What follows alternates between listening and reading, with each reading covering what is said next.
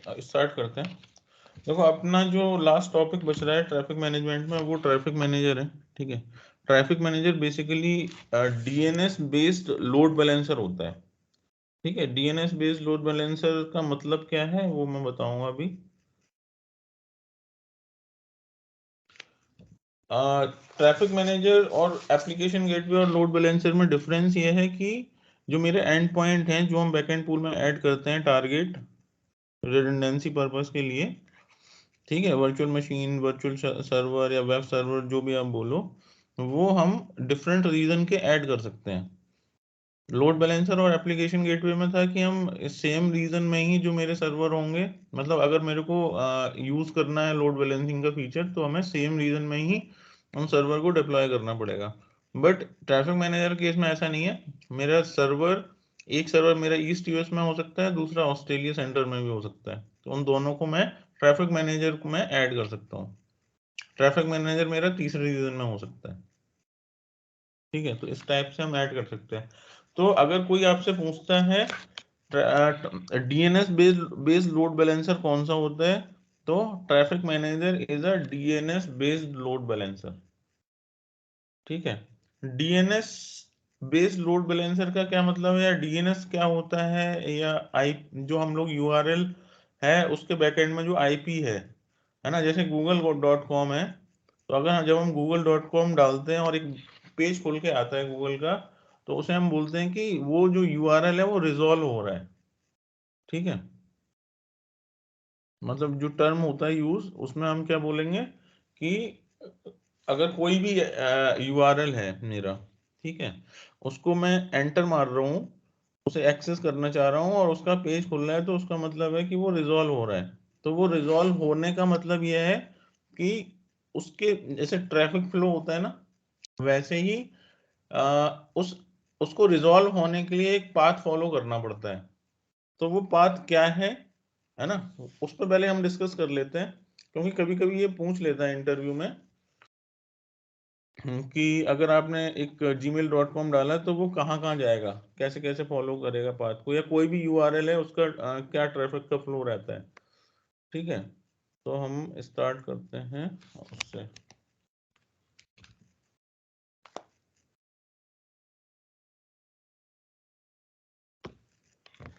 तो मैं एक डायग्राम बनाता हूँ।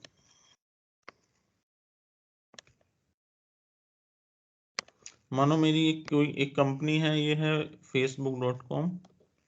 ठीक है, facebook.com का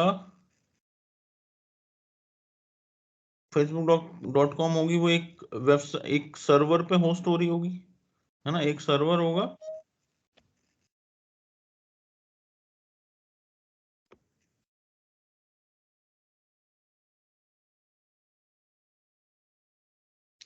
सौरभ आप अभी ज्वाइन हुए, मैं एक लाइन में बता दूं, अभी तक हम लोग स्टार्ट ही कर रहे थे, थोड़ा सा आइडिया दे दूं। हम लोग ट्रैफिक मैनेजर करते हैं, है ना। ट्रैफिक मैनेजर मेरा डिफरेंट रीजन में काम करता है, मतलब बैकएंड में जो मैं वर्चुअल मशीन ऐड करता हूँ तो वो डिफरेंट रीजन में होंगी, तो भी वो अपना काम करेगा, है ना। मल्टीपल रीजन में काम करता है। तो मेरा जो सर्वर है वो किसी भी रीजन में, ईस्ट यूएस में भी हो सकता है, सेंट्रल दूसरा सेंट्रल ऑस्ट्रेलिया में हो सकता है, और ट्रैफिक मैनेजर मेरा किसी तीसरे रीजन में हो सकता है।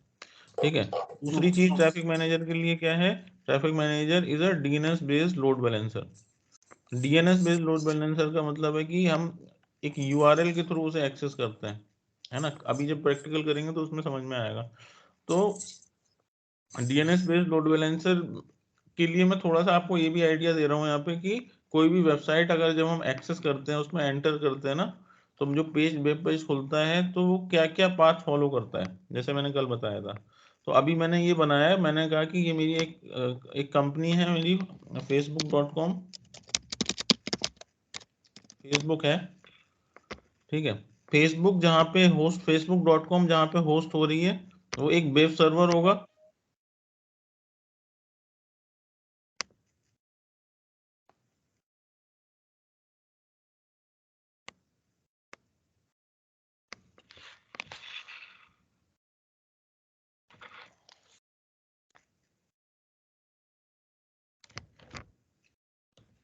ठीक है, ये एक वेब, facebook.com जहाँ पे होस्ट हो रही है वो एक वेब सर्वर होगा। लाइक अगर मैंने कहा वेब सर्वर का मतलब है कि इसमें IIS इंस्टॉल कर रखा होगा और इसमें फेसबुक का सर्वर बना रखा है ना। वेब सर्वर है तो इसका एक IP एड्रेस होगा 10.0.0.5 मैं एक एग्ज्यूम कर लेता हूँ, ठीक है। वेब सर्वर है, साथ में हर एक कंपनी में हर एक जो भी वेबसाइट है उसका एक DNS सर्वर होता है, ठीक है।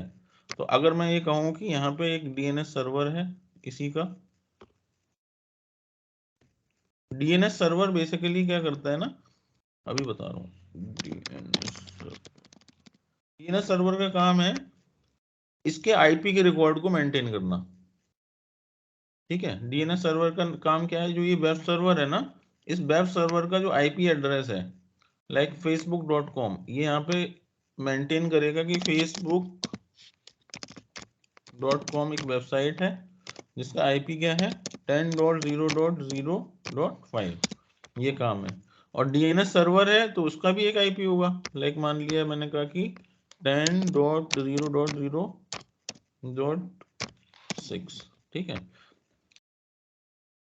इसके साथ में क्या होता है, जब भी कोई एक वेब सर्वर होता है, कोई जैसे मैं वेबसाइट में चलाना चाह रहा हूँ मैं facebook.com, तो उसके लिए मैंने क्या किया, पहले वेब सर्वर एक बनाया, उसका उसमें मैंने एप्लीकेशन को होस्ट कराया और उसका एक IP एड्रेस हुआ है ना। उसके साथ में क्या हुआ, एक DNS, ये एक जो मैं मेथड ये अभी बता रहा हूँ वो एक जो ट्रेडिशनल मेथड है वो है। अभी एज्योर पे कैसे करते हैं वो भी मैं बताऊंगा इसके बाद, ठीक है। तो 10.0.0.5 क्या होगा, DNS सर्वर में इसकी एंट्री होगी और DNS सर्वर का अपना खुद का एक IP होगा, ठीक है। इसके साथ में एक होता है DHCP सर्वर। अगर कोई पूछे कि DHCP क्या होता है, DHCP का काम क्या होता है, तो इसका है DHCP सर्वर,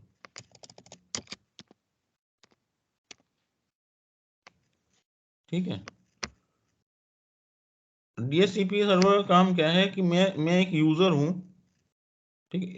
अभी इस पे आते हैं, एक काम करता हूं मैं साथ के साथ में, इसको मैं कहता हूं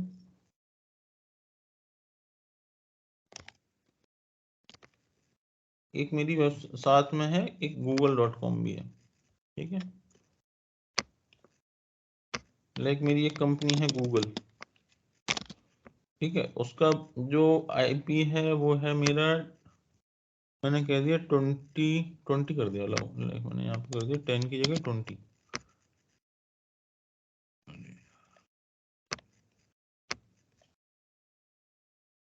IP हटा दो, सही से मेंशन कर देंगे।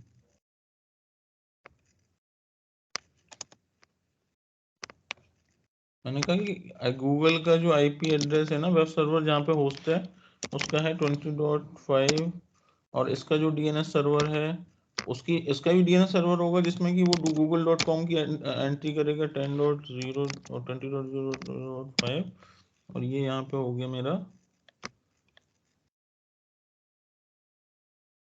आज का जो लेक्चर है ना वो 2-3 लेक्चर के कॉम्बिनेशन में करा रहा हूँ आप लोगों को, ठीक है। एक तो ये जो मैं अभी फ्लो बता रहा हूँ वो एक लेक्चर है, दूसरा लेक्चर ट्रैफिक मैनेजर की थ्योरी, और तीसरा लेक्चर ट्रैफिक मैनेजर का डिप्लॉयमेंट। ये तीनों आज के मैं कवर कराऊंगा। गूगल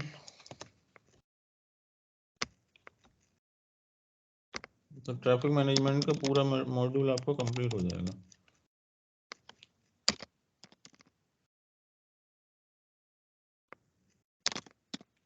ये हो गया google.com। तो दो है मेरे पास, जैसे फेसबुक का है गूगल का है, इन दोनों के एक एक वेब सर्वर है, DNS सर्वर है और DHCP सर्वर है। तो होगा क्या कि अगर मैं यहाँ पे मैं एक यूजर हूँ, ठीक है। मैंने क्या किया, मैंने यहाँ से google.com एक्सेस करने की कोशिश की, google.com। तो इसके पीछे क्या क्या होता है मैं यही तो कह रहा हूँ, या मैं बताऊंगा कि अगर मैं कोई एक वेबसाइट ओपन करना चाह रहा हूँ तो वो कैसे रिजॉल्व हो रही है, उसके बैकएंड में क्या हुआ है ना, कहाँ कैसे आप उस सर्वर पे पहुंचे जहां पे google.com एप्लीकेशन रन हो रही है ना। google.com का वेब सर्वर है, वहीं से एक्सेस करोगे। तो वो कैसे करेंगे, तो DHCP सर्वर पे आते हैं। DHCP सर्वर का काम है DNS मेरे यूजर को क्लाइंट को, है ना, क्लाइंट मतलब यूजर, अभी यहाँ पे कोई कस्टमर नहीं, यूजर, ठीक है। आईपी असाइन करना, आईपी असाइन करना किसकी, डीएनएस की, आईपी असाइन करना डीएनएस की, जिससे कि वो कनेक्ट होगा सबसे पहले। लाइक ये facebook.com में के लिए मैंने क्या किया, एक मैंने यहाँ से google.com एक्सेस करने की कोशिश की, तो सबसे पहले ये क्या करेगा, गूगल क्या कहते हैं, जो मेरा यूजर है ना, डीएससीपी सर्वर इसे डीएनएस देगा, डीएनएस का आईपी देगा 10.0.0.6। तो ये सबसे पहले कहाँ कनेक्ट होगा, सबसे पहले मेरा यूजर जो है ना, इधर डीएन यहाँ पे कनेक्ट होगा डीएनएस सर्वर पे। डीएस मैंने क्या किया, google.com एक्सेस एंटर किया, ठीक है। तो जो डीएचसीपी सर्वर है उसने कहा कि सबसे पहले आपको कहाँ जाना पड़ेगा, आपको अपने लोकल डीएनएस सर्वर पे जाना पड़ेगा। क्यों, क्योंकि वहां से ही आपको आईपी मिलेगी, ठीक है। वहां से आईपी मिलेगी तो क्या होगा, कैसे जाएगा, एड्रेस चाहिए, एड्रेस क्या है, डीएचसीपी सर्वर ने डीएनएस सर्वर का आईपी से मेरे को दिया है, ठीक है। तो मैं डीएनएस सर्वर पे गया, डीएनएस सर्वर पे गया तो डीएनएस सर्वर ने देखा कि मेरे पास तो facebook.com का है, मेरे पास google.com का नहीं है। तो डीएनएस सर्वर का क्या काम रहेगा, एक उसके बाद होता है ना, डीएनएस सर्वर के बाद होता है फॉरवर्डेड डीएनएस।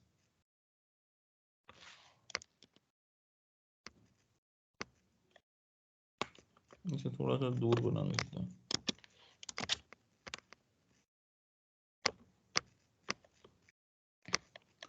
ठीक है। तो एक इसके बाद होता है एक फॉरवर्डेड डीएनएस, इसे हम बोलते हैं फॉरवर्डेड डीएनएस। फॉरवर्डेड डीएनएस का काम होता है,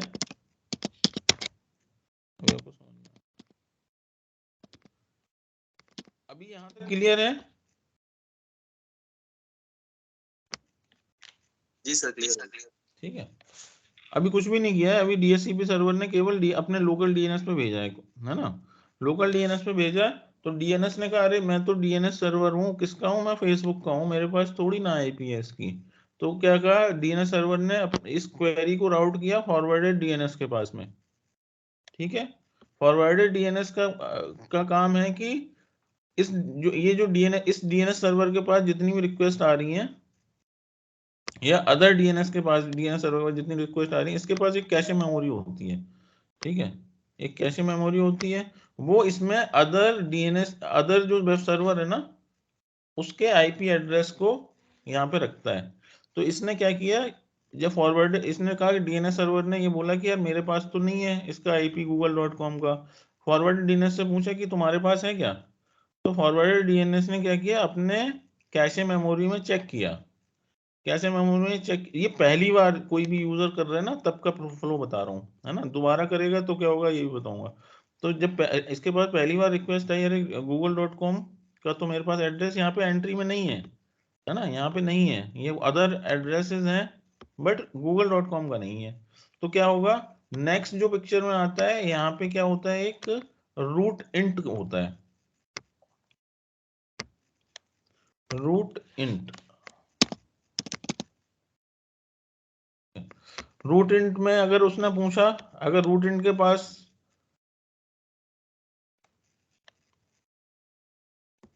रूट इंट के पास इसने क्वेरी डाली कि तुम्हारे पास इसका एड्रेस है, अगर तो इसके पास होगा तो ये दे देगा, और अब जब दे देगा तो ये अपने कैशे मेमोरी में कर लेगा। बट अगर नहीं है तो इसने बोला कि भाई मेरे पास नहीं है, बट क्योंकि देखो ये .com सर्विस है ना, .com सर्विस है, तो आप .com से पूछो।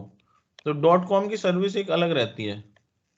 .com हम जब डाल रहे हैं ना, लाइक यहाँ पे अगर मैं डालूं .com,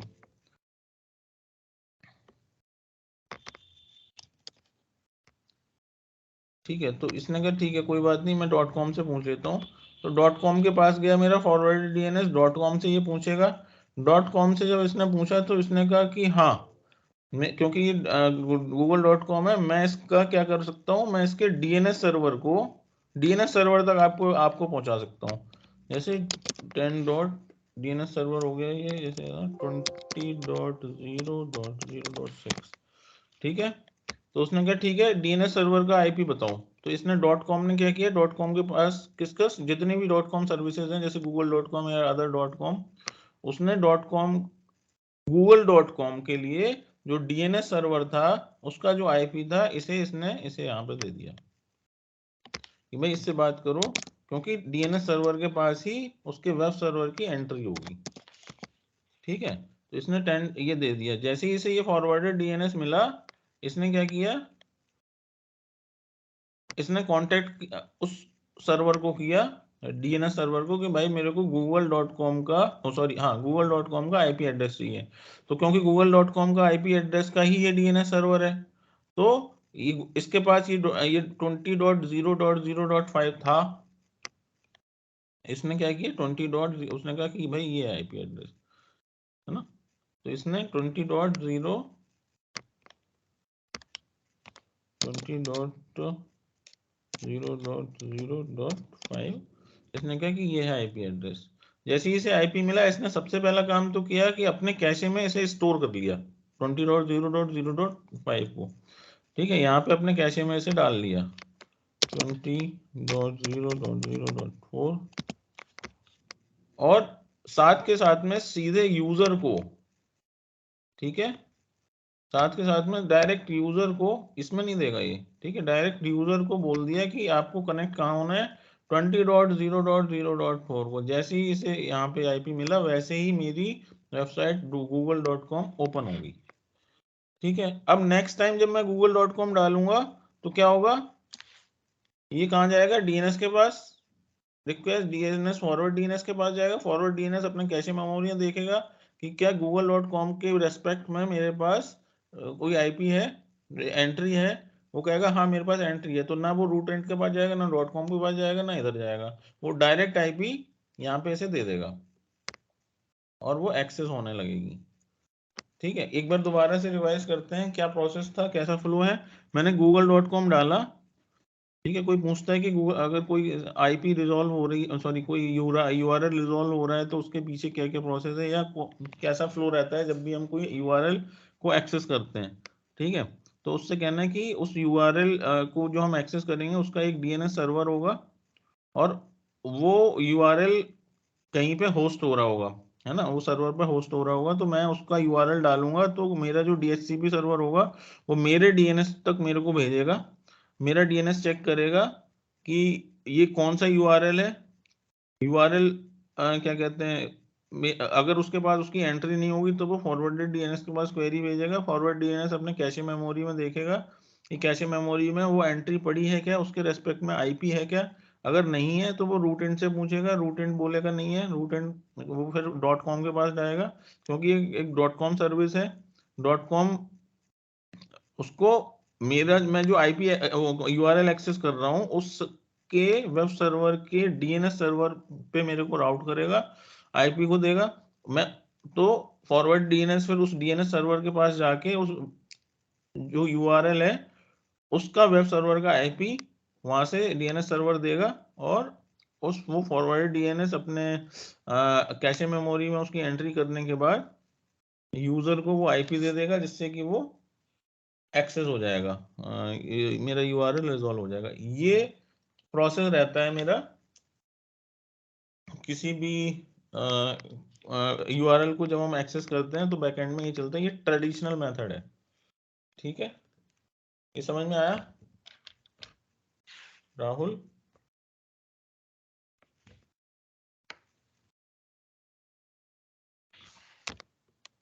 हाँ जी भैया। आगे ना, हाँ और आप सारे लोगों को समझ में आ गया? रजत, आशुतोष, अनुभव, विकास, सौरभ, जी सर। हाँ सर।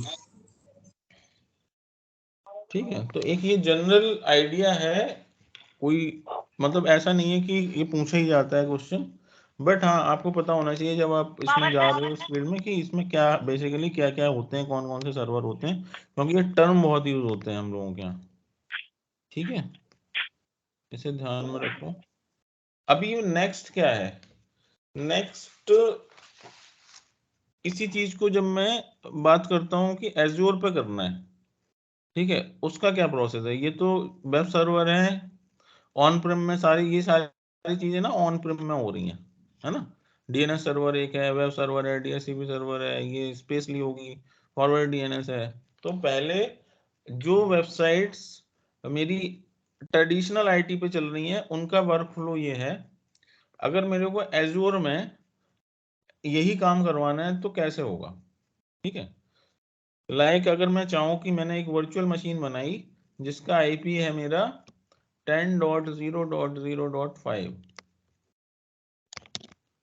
ठीक है, उसका आईपी है 10.0.0.5 और मैं एक स्पेसिफिक यूआरएल अगर राहुल को कुछ पसंद है, उसने कहा कि मेरे को ना ये abc.com या कोई और उसने यूआरएल लिया, उसने कहा कि मेरे को ये वाला वेबसाइट ना, एक तरीका तो वो है कि डीएनएस नेम हम लोग अभी डीएनएस वर्चुअल मशीन में जाके और हम डीएनएस उसे असाइन कर देते हैं ना, तो एक डिफॉल्ट डीएनएस हम कर सकते हैं।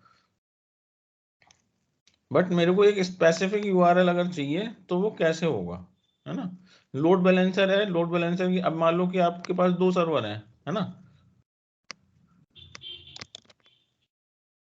जैसे आप लोड बैलेंसर कर रहे हो, 2 सर्वर आपके पास हैं, है ना, और उसके ऊपर एक आपने लोड बैलेंसर लगाया या ट्रैफिक मैनेजर लगाया, तो ट्रैफिक मैनेजर की पब्लिक आईपी रहती है यहाँ पे, ठीक है। पब्लिक आईपी से एक्सेस तो करेगा नहीं बंदा, है ना। तो आप क्या एक आईपी बनाओगे ना उस वेबसाइट के लिए, एक उस वेबसाइट के लिए एक यूआरएल क्रिएट करोगे ना जो इससे रिलेट करे वेबसाइट से एटलीस्ट। जैसे रेलवे का है तो IRCTC है, खाने का है तो या amazon.com है, ऐसे करके एक जेन्युइन यूआरएल चाहिए होगा ना, कि ना कि हम किसी कस्टमर को आईपी देंगे कि आईपी से एक्सेस करवाई, है ना। तो वो कैसे होगा? कैसे हम एक एक यूआरएल को बैकएंड में आईपी से बाइंड करेंगे, है ना। तो ये तो मेरा हो गया क्या कहते हैं, यूआरएल रिजॉल्विंग स्टेप्स।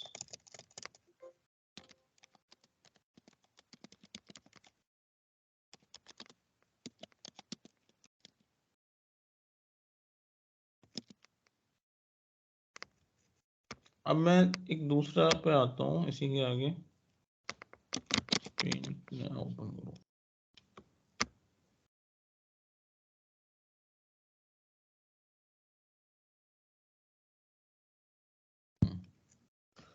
मैं ऐसे कहता हूँ कि ये पूछा भी जा सकता है आपसे कि कैसे आप डोमेन बाइंड करोगे, कोई भी डोमेन है, डोमेन बाइंडिंग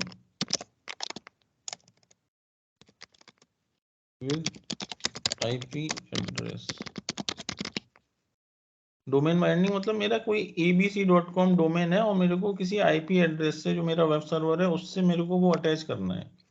अगर मैं कहूँ कि मेरा logwincloud.com का एक सर्वर हो तो मैं एक वर्चुअल मशीन बनाऊं, कल को अगर मैं वेबसाइट लॉन्च करूं अपनी तो मैं एक वर्चुअल मशीन बनाऊंगा, वर्चुअल मशीन की एक आईपी होगी, तो मैं आप लोगों को आईपी थोड़े ना दूंगा कि मेरी वेबसाइट जो है ना इस आईपी से ओपन करो, तो मैं कहूँगा किससे ओपन करोगे, logwincloud.com, ठीक है, इससे करोगे। तो इस जो ये डोमेन है, इस डोमेन के पीछे मैं अपने वेब सर्वर का आईपी को कैसे बाइंड करूंगा, ये प्रोसेस दिखाएगा। समझ में आया क्या हम करने जा रहे हैं?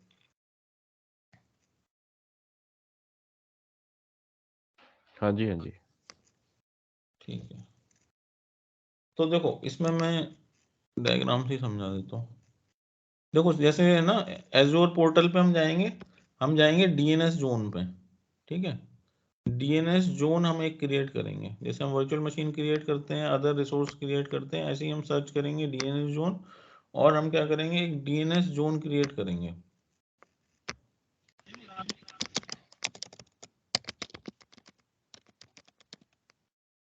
ठीक है, स्टेप 1 में क्या होगा, यार ये मेरे पास पड़ा होगा,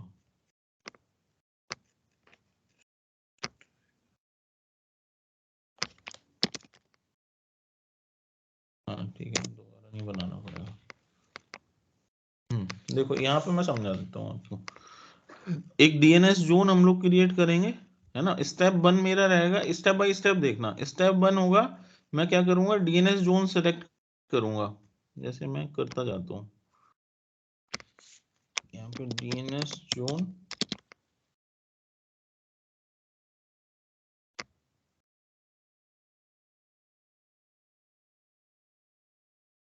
ठीक है। डीएनएस जोन एक सर्विस है,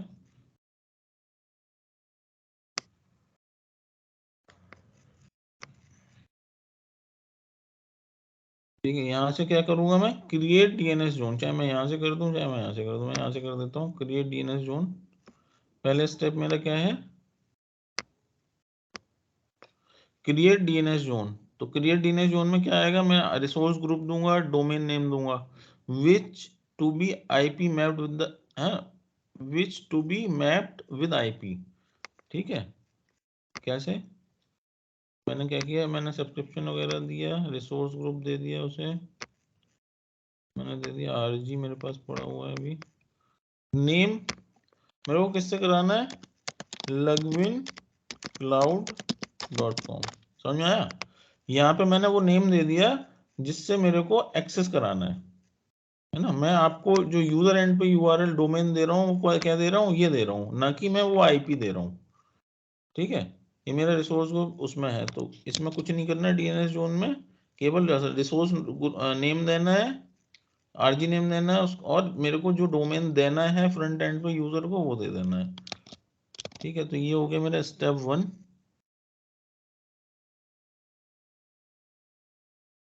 स्टेप 2 के, अच्छा ये स्टेप, ओके।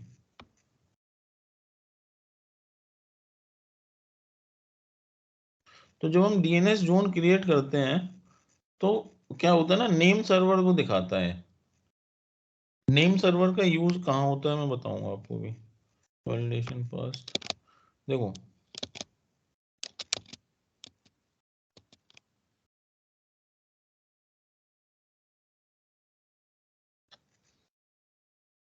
ठीक है, ये जो है ना, जब हमने क्रिएट डीएनएस जोन किया तो इस जो, और मैंने जो ये जो यूआरएल दिया था, तो उस यूआरएल के रेस्पेक्ट में उसने 4 एड्रेस दे दिए, 4 नाम दे दिए, नेम सर्वर दे दिया, उसे बोल दिया कि ये जो 4 आपने जो यूआरएल दिया है ना logwin.com, उसके अगेंस्ट में ये नेम सर्वर ये है, इसी से आपका जो है ना डोमेन logwin.com वो आपका रिकॉग्नाइज होगा, ठीक है। तो अभी ये आपको यहाँ पे दिखाई दे जाएंगे। अभी मैं जाता हूँ गो टू रिसोर्स पे,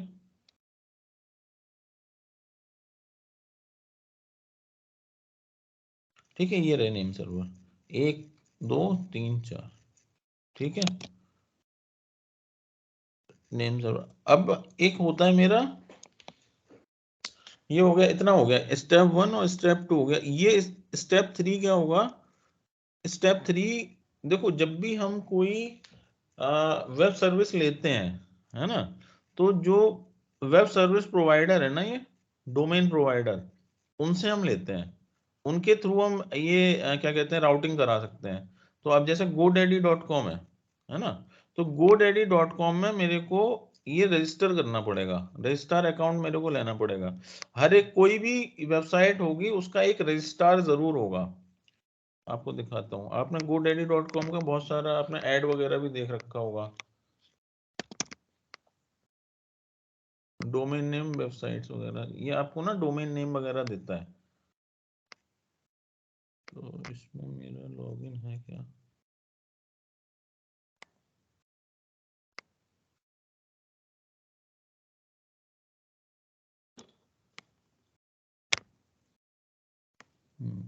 ठीक है। तो अब मैं क्या करूंगा, इस जो ये मैंने logwin.com लिया है ना, logwincloud.com, ये मैंने अपने मन से नहीं लिया, मैंने इस रजिस्ट्रार अकाउंट पर जाके अपना एक अकाउंट बनाया और उससे कहा मेरे को एक डोमेन चाहिए। तो मैंने बेसिकली logwin.com इस क्लाउड प्रोवाइडर, सॉरी ये डोमेन प्रोवाइडर है जो मेरा godaddy.com, वहां से मैंने खरीदा। तब मैंने कहा कि logwincloud.com एक एक डोमेन है जिसके थ्रू मैं एक्सेस करा पाऊंगा, है ना, आप लोगों को या कोई यूजर को मैं दूंगा तो एक्सेस, तो वो लगविन अगर मेरे को वेबसाइट बनानी है तो मैं पहले अपने रजिस्ट्रार पे जाना पड़ेगा मुझे, चाहे मैं GoDaddy पे जा सकता हूँ, अदर रजिस्ट्रार भी हैं एक दो, उन पे भी जा सकता हूँ। मैं वहां पे जाके सर्च करूंगा डोमेन को और मैं उनसे खरीदूंगा, परचेज करूंगा। जब अगर वो डोमेन अवेलेबल होगा तो वो मुझे मिल जाएगा। ठीक है, तो अभी मेरा कोई डोमेन याद नहीं आ तो रहा। भाई सबसे पहले हमें डोमेन नेम लेना पड़ेगा ना। हाँ, डोमेन नेम लेना पड़ेगा सबसे पहले। प्रैक्टिकल को सक्सेस करने के लिए। नहीं, ये मैं आपको बस स्टेप बता रहा हूँ, आपको कोई प्रैक्टिकल नहीं करना है इसमें अभी। ओके। हाँ,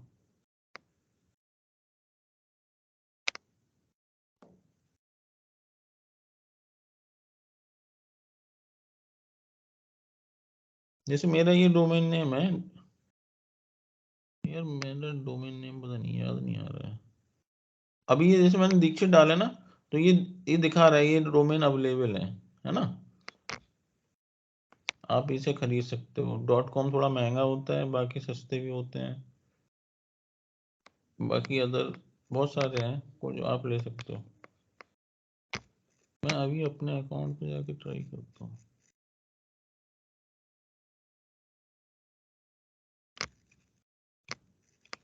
एक्चुअली मैं दिखाना चाह रहा था आपको कुछ और।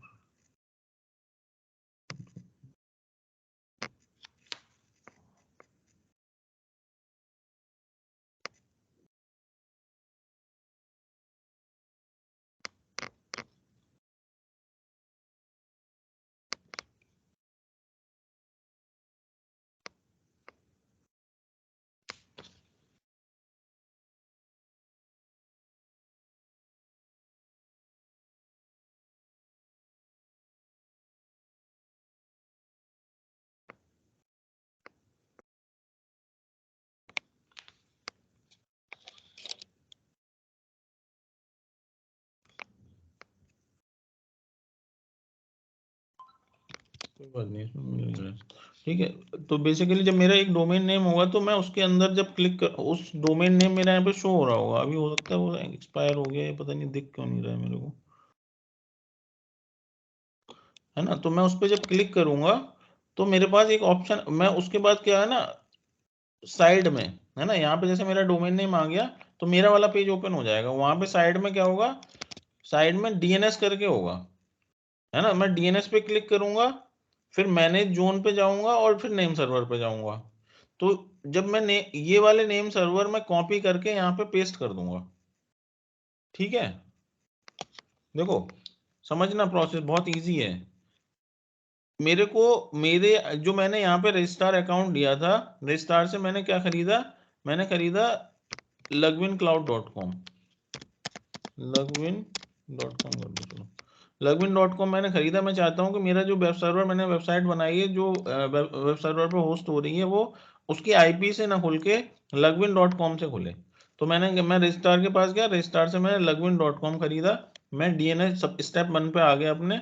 मैंने DNS जोन क्रिएट किया, उसमें मैंने लगविन.com एंटर कर दिया।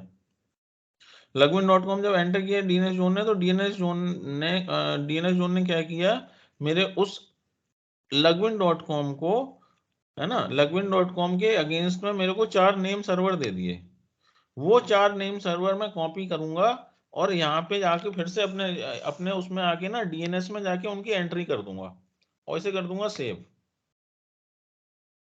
ठीक है, जब मैं इसे सेव कर दूंगा तो क्या किया मैंने, लगविन.com को मैंने ये बता दिया अपने रजिस्ट्रार को कि इसको कहाँ राउट करना है, इधर राउट करना है। DNS मेरे जो मैंने DNS जोन बनाया है ना, यहाँ से वो मैप कर पाएगा। स्टेप 4 में मैं जाऊंगा अपने DNS जोन में अगेन, और यहाँ पे करूंगा रिकॉर्ड सेट क्रिएट करूंगा।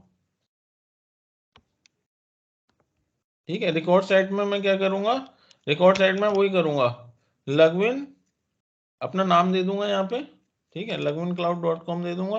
ए टाइप रिकॉर्ड रहेगा, ये वही रहेगा, कुछ नहीं है। यहाँ पे IP एड्रेस हो जाएगा बस, जो मेरा वेब सर्वर का IP एड्रेस है।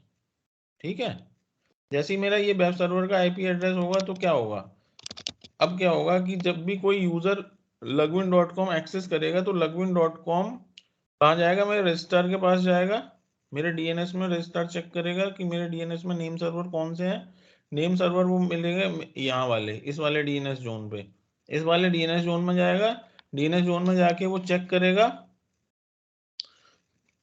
कि इस ये जो क्या कहते हैं login.com इस डीएनएस जोन में जा रहा है, इस डीएनएस जोन में कौन सी आईपी पड़ी है। इसमें भी यही हो रहा था, देखो इसमें क्या डीएचसीपी सर्वर कहाँ भेज रहा था? google.com को मेरे डीएनएस सर्वर पर भेज रहा था, है ना। डीएनएस सर्वर पे किससे भेज रहा था? आईपी से भेज रहा था। यहाँ पे क्या भेज रहा है? ये यहाँ भेज रहा है किससे? नेम सर्वर से भेज रहा है, नेम सर्वर पे भेज रहा है। नेम सर्वर के बाद मैं क्या चेक कर रहा हूँ कि इसकी आईपी कौन सी है जो मेरे को एक्सेस करनी है ना। यहाँ पे भी वो आईपी चेक कर रहा था ना, और यहाँ पे भी वो आईपी चेक करेगा। आईपी कौन सी डाल रखी है मैंने? आईपी मैंने डाल रखी है अपने वेब सर्वर की, ये वाली। जैसे ही मेरे इसको आईपी मिलेगी वैसे ही यूजर क्या होगा? login.com से एक्सेस कर पाएगा, login.com से एक्सेस करा। तो बहुत इजी हो गया ये। केवल मेरे को एक मेरे को जो मेरे को डोमेन नेम चाहिए वो मैंने रजिस्ट्रार से लिया, उसको मैंने डीएनएस जोन क्रिएट करा। डीएनएस जोन में मैंने उस login.com को डाल दिया डोमेन को, उसके अगेंस्ट में मेरे को नेम सर्वर मिल गया, उनको मैंने कॉपी करके रजिस्ट्रार में आके डीएनएस जोन में पेस्ट कर दिया नेम सर्वर, उसे सेव कर दिया। और यहाँ पे जाके एक रिकॉर्ड क्रिएट किया, क्योंकि मेरे को आईपी भी तो बतानी है कि इस login.com के अगेंस्ट में कौन सी आईपी चाहिए, है ना। बाइंड कौन सी आईपी करनी है? डोमेन बाइंडिंग है ना, तो इस आईपी कौन सी बाइंड करनी है? तो ये आईपी मेरे को जो मेरा सर्वर की थी वो बाइंड करनी है, और ये नेम हमने login.com दे दिया। ठीक है, समझ में आया? ये इजी है, इसमें तो कुछ ऐसा है नहीं। तो अब क्या है ना, अगर मेरा कोई लोड बैलेंसर है ना, अब देखो ये मैंने क्या है कि अब मेरा कोई लोड बैलेंस, यहाँ पे ये वाला पार्ट आप अलग कर लो। मान लो ये हमने एक क्या कर रखा है, हमने एक वेब सर्वर बनाया है, हमने एक वेब पूल में बैकएंड पूल में ऐड किए वेब सर्वर। अब मैं लोड बैलेंसिंग करा रहा हूँ। लोड बैलेंसिंग की आईपी, लोड बैलेंसर की आईपी मेरी एक पब्लिक आईपी मैंने असाइन करी, या ट्रैफिक मैनेजर की असाइन कर दी पब्लिक आईपी। तो यूजर क्या है? पब्लिक आईपी से एक्सेस कर रहा था। उस पब्लिक आईपी को क्या किया मैंने? उस पब्लिक आईपी को आके मैंने यहाँ पे सेव कर दिया, यहाँ पे सेव कर दिया, है ना। और उसके और मैंने जो भी ये रजिस्ट्रार अकाउंट से ले रखा था कि मैं ये वाली जो एप्लीकेशन चलाऊंगा, लाइक मैं यही कह देता हूँ, मैं ये चाह रहा था कि मैंने एक एप्लीकेशन लॉन्च करी है, वो यहाँ पे होस्ट हो रही है login.com। ठीक है, सेम यहाँ पे भी हो रही है। तो अभी क्या था, यूजर किससे आईपी, पब्लिक आईपी से लोड बैलेंसर की से एक्सेस कर रहे थे। अब मैंने जब यहाँ पे login.com रजिस्ट्रार से लेके तो मैंने एक डीएनएस जोन क्रिएट करके नेम सर्वर जो मेरे को मिले वो मैंने यहाँ पे सेव कर दिए, और इसकी आईपी मैंने रिकॉर्ड में ऐड कर दी। तो अब login.com राउट कहाँ करेगा? लोड बैलेंसर की आईपी पे राउट करेगा। और कौन से बैकएंड लोड बैलेंसर, क्या बैकएंड पूल में जो भी सर्वर उसे मिलेगा अवेलेबल, वो उस पर राउट कर देगा। ये होता है डोमेन बाइंडिंग। कोई भी आईपी एड्रेस की हम डोमेन बाइंडिंग कर सकते हैं। समझ में आ गया? क्लियर है कंसेप्ट? कहीं पे डाउट है कोई?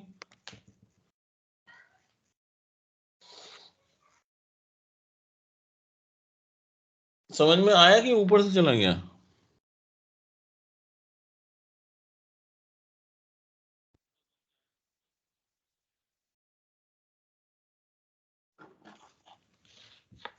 आ गया। कोई क्वेरी कुछ तो पूछो, ऐसा तो नहीं हो सकता कि सारा समझ में आ गया हो। कहीं पे कोई डाउट तो आया होगा।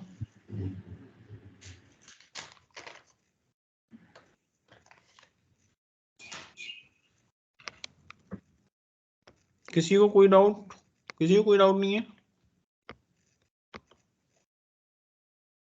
फाइनली अगर आपका वो GoDaddy वाला खुल जाता तो ज्यादा अच्छा रहता, तो उससे और क्लियर हो जाता कि ये जो स्टेप आप बता रहे। मैं बता रहा हूँ उसमें कुछ भी नहीं है। उसमें केवल जैसे मेरा ये पेज खुला हुआ है ना, जैसे GoDaddy यहाँ लिखा हुआ है, ऐसे ही यहाँ पे मेरा यहाँ पे लिखा होता, मेरा डोमेन नेम लिखा होता है यहाँ पे। ठीक है, और एक ऑप्शन होता है डीएनएस का, जैसे डोमेन सर्विसेज है ना, ऐसे एक डीएनएस का ऑप्शन होता ये वाला, और उसमें ऑप्शन होता मैनेज जोन, और उसके बाद होता नेम सर्वर।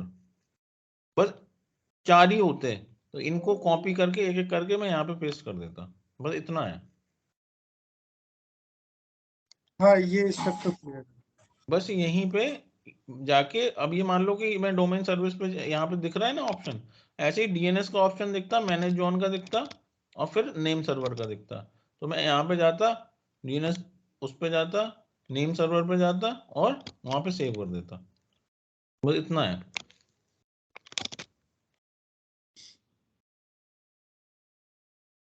क्यों नहीं आ रहा है ये?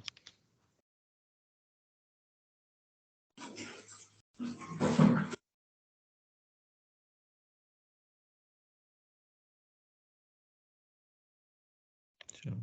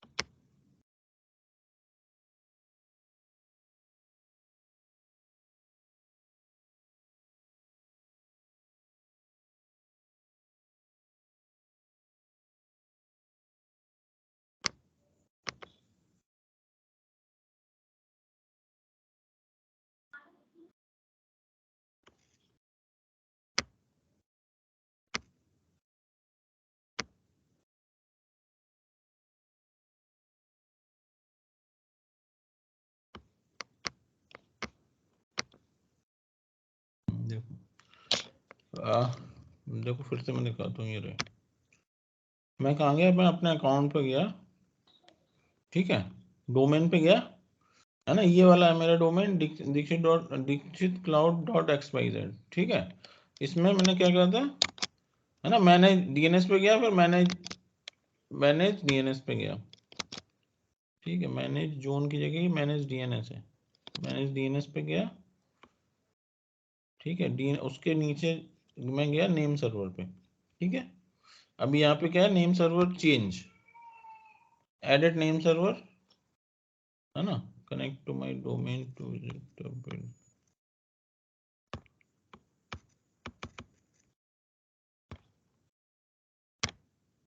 मैंने बहुत दिन से यूज नहीं किया ऐसे, ठीक है। कुछ चेंजेस हैं,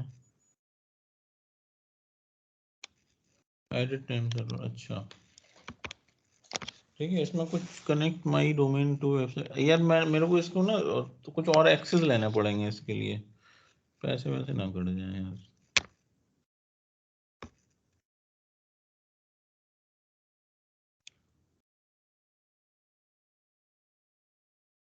एक्चुअली नेम सर्वर के लिए ना वो वार्निंग वगैरह देता है कि चेंज क्यों कर रहे हो, बताना है, ठीक है। अभी वर्क नहीं कर रहा, इसे देख लूंगा मैं एक बार, आपको दिखा दूंगा कैसे करना है, ठीक है। तो इसमें बस ऐसी जो नेम सर्वर आपको दिख रहे थे ना वहाँ पे दो, जो दो थे, उन्हें एडिट करके और ये वाले नेम सर्वर में डाल देना है। तो अभी करंट में जो मेरे जो नेम सर्वर हैं वो एडिट इसलिए नहीं होंगे कि मेरा एक डोमेन उन्होंने दे रखा है ना, और उसके बैकएंड में उन्होंने अपना डीएनएस सर्वर दे रखा होगा। तो जब मैं अपना डोमेन एंटर करूंगा तो एक वेब पेज ओपन होगा, है ना। तो इसलिए वो चेंज करने का नहीं दे रहा है, वो ऑथेंटिकेशन वगैरह मांगेगा, फॉर्म वगैरह भरवाएगा, तब जाके वो चेंज होगा। बट इस केस में, इन केस में नहीं, ऐसा नहीं होता। अच्छा, दूसरी चीज क्या है कि जब आपका क्लाउड वाला काम आएगा ना, तो आपको केवल इतना काम करना है यहाँ पे, ये वाला काम आपका आपका नहीं है, ठीक है। क्योंकि ये अपना क्लाइंट अपनी एंड पे करेगा, ये वाला काम अपने एंड पे करेगा, वो सारा अपना जो भी उसका क्या कहते हैं फॉर्म वगैरह फिल करेगा, और उसके जो भी नियम कानून होंगे वो उस हिसाब से अपना ये लेगा लगविन डॉट। आपको केवल ये आपको यहाँ पे एंट्री करनी होगी, आपको केवल डीएन क्रिएट है ना, क्रिएट सर्वर हाँ में एंट्री करनी पड़ेगी है ना। आपको क्या है, नेम सर्वर उसे प्रोवाइड करने पड़ेंगे कि नेम सर्वर भाई साहब ये है, आप ये वाले नेम सर्वर को ऐड करा लो और मेरे को डोमेन दे दो, डोमेन में यहाँ पे एंटर कर लेता हूँ। जब वो कहेगा कि आपने वो करवा दिया है, उसने कहेगा कि मैंने रजिस्ट्रार में ऐड करा दिया है, आप ऐड कर दो रिकॉर्ड। तो आप क्या कहोगे, अच्छा रिकॉर्ड ऐड करना है, ओके मेरे को आईपी दे दो, कौन सी आईपी डालनी है ना। यहाँ पे आईपी डालते हैं ना, तो बस आप उनसे कहोगे मेरे को नेम दे दो और आईपी दे दो। तो आपका काम कुछ नहीं है, बस इसमें जाके ना डीएनएस जोन में जाके ऐड रिकॉर्ड करके आपको नेम देना है और आईपी देनी है। आपको बैकएंड में कौन सा वो है, कुछ क्या हो रहा है, कुछ नहीं।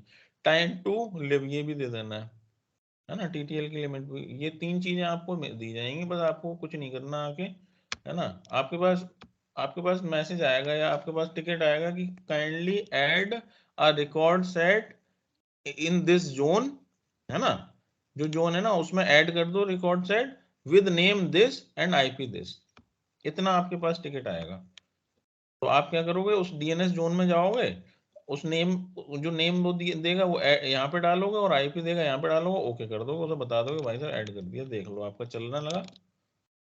तो वो कहेगा हाँ चलने लगा। इतना काम है बस इन सबका,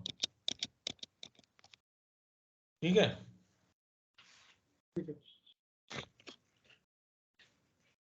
ये चीज वो है कि जब आप खुद अपना सर्वर वगैरह बनाना चाहो तो ऐसे बना सकते हो, मतलब ऑप्शन है आपके पास ये। तो अब हम लोग आ जाते हैं ट्रैफिक मैनेजर पे। अब आप लोगों को डीएनएस का मेरे को लगता है ना क्लियर हो गया होगा कंसेप्ट कि डीएनएस वगैरह क्या होता है। अभी तक आप लोगों ने सुने तो होंगे कि डीएनएस सर्वर होते हैं, डीएचसीपी होते हैं, है ना। तो अभी आपको क्लियर होगा।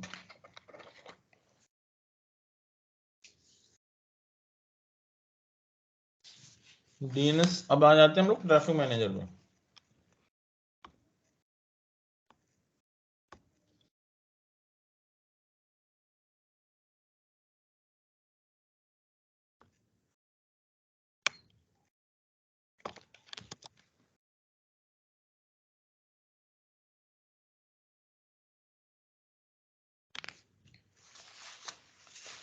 तो पहली चीज तो हो गई ट्रैफिक मैनेजर मेरा मल्टीपल रीजन में काम करता है। दूसरी चीज हो गई ट्रैफिक मैनेजर मेरा डीएनएस बेस्ड लोड बैलेंसर है, और जो वो एंड पॉइंट डिसाइड करता है कि किस एंड पॉइंट पे मेरे को राउट करना है ट्रैफिक या रिक्वेस्ट को, वो फाइंड आउट करता है with help of the routing method. तो अगर ट्रैफिक मैनेजर की डेफिनेशन कहें तो traffic manager is used to distribute traffic among server and this server can be in different region. So it traffic manager suppose different region when it is distributing the incoming internet traffic. Traffic manager is a DNS based load balancer which have routing method to determine the best endpoint, ठीक है।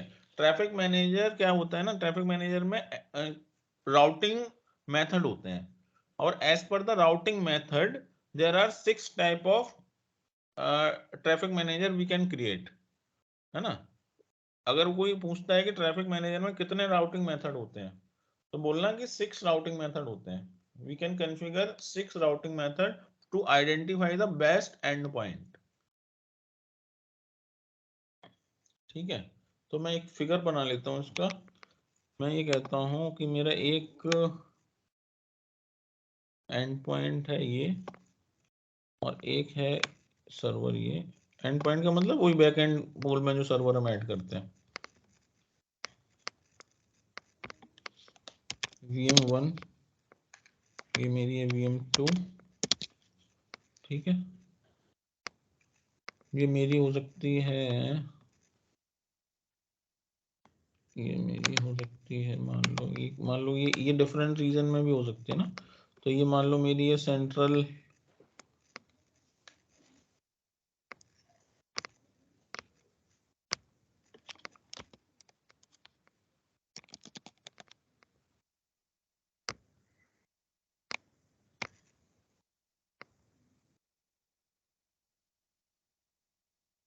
Australia east और Australia central लिया मैंने, ठीक है। तो ये मेरी हो गई ऑस्ट्रेलिया, एक हो गई ऑस्ट्रेलिया ईस्ट में,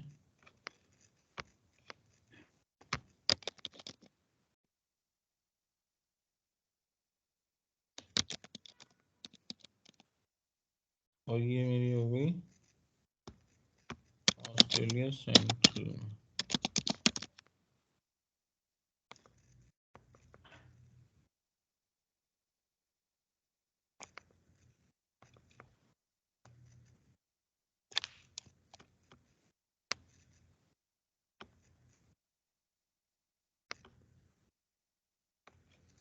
ठीक है, इसके अगेंस्ट में मैंने क्या लगाया, एक ट्रैफिक मैनेजर लगाया है।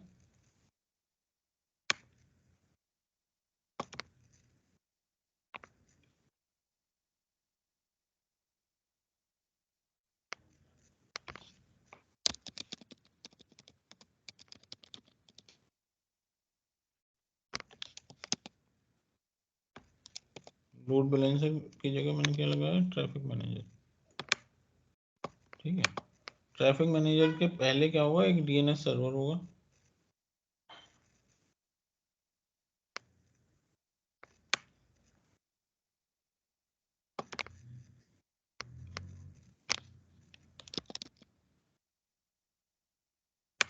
और यहाँ पे होगा यूजर।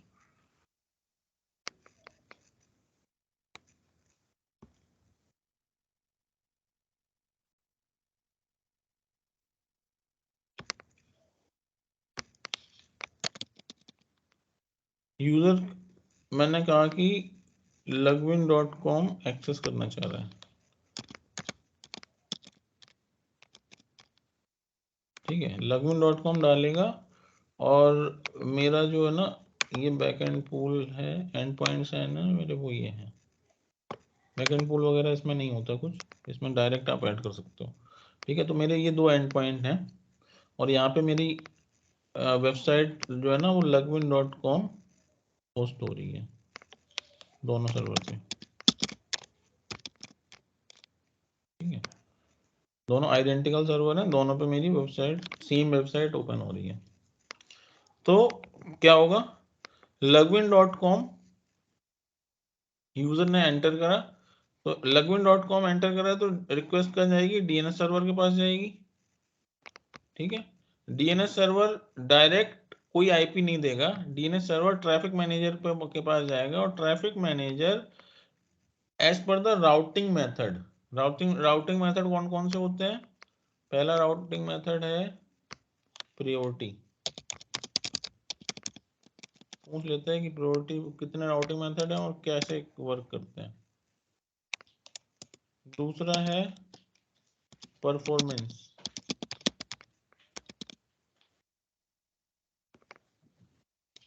तीसरा है जियोग्राफिक,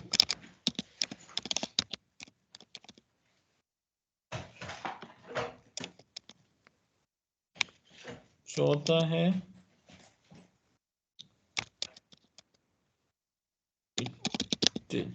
वेटेज की स्पेलिंग सही है,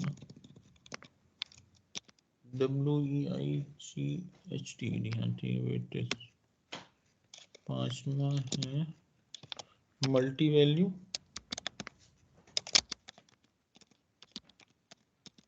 कौन सा था, सबनेट। ठीक है, तो ये 6 राउटिंग मेथड होते हैं। तो क्या हुआ, ट्रैफिक मैनेजर का काम क्या है, अब login.com मैंने, कोई भी यूजर ने एक्सेस करा, login.com क्या है, मैंने क्या कर रखा है, दो सर्वर बना रखे हैं और दो सर्वर के अगेंस्ट में मैंने ट्रैफिक मैनेजर को डिप्लॉय कर रखा है ना। तो एक डीएनएस सर्वर होगा login.com का, login.com का डीएनएस सर्वर जो होगा वो ट्रैफिक मैनेजर की पब्लिक आईपी पे हिट करेगा, है ना, क्योंकि अब मैंने डीएनएस में क्या दे रखी है, आईपी वीएम इसकी नहीं दे रखी है, मैंने क्या दे रखी है, ट्रैफिक मैनेजर की आईपी दे रखी है। अब ये समझ रहे हो, मैं ये इतना मैंने कहानी क्यों समझाई है यहाँ पे मैंने क्या www.login.com यहाँ पे यहाँ वाला उसने दिया, तो login.com यहाँ पे मैंने आईपी किसकी दे रखी है, ट्रैफिक मैनेजर की आईपी दे रखी है एड रिकॉर्ड में। तो ट्रैफिक मैनेजर की आईपी दे रखी है, तो कहाँ जाएगा मेरा रिक्वेस्ट, कहाँ जाएगा, वो जाएगा ट्रैफिक मैनेजर के पास। समझ में आया यहां तक?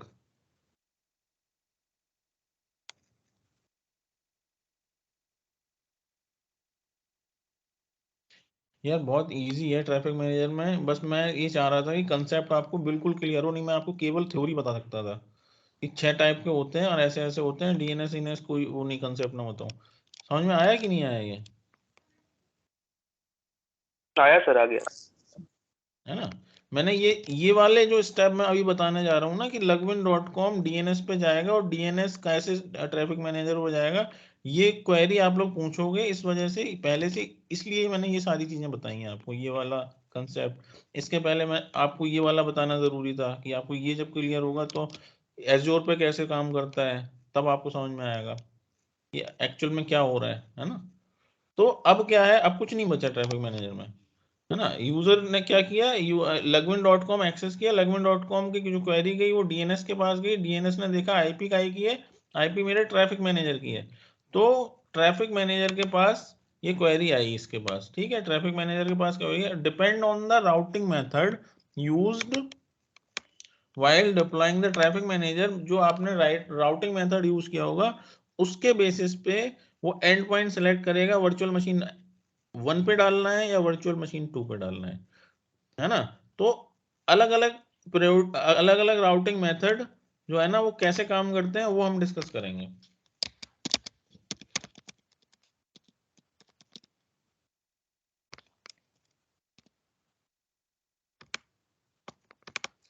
देखो अगर मैं डिप्लॉय, अभी मैं आपको एक बार दिखाता हूं, मैं जाता हूं ट्रैफिक मैनेजर पे,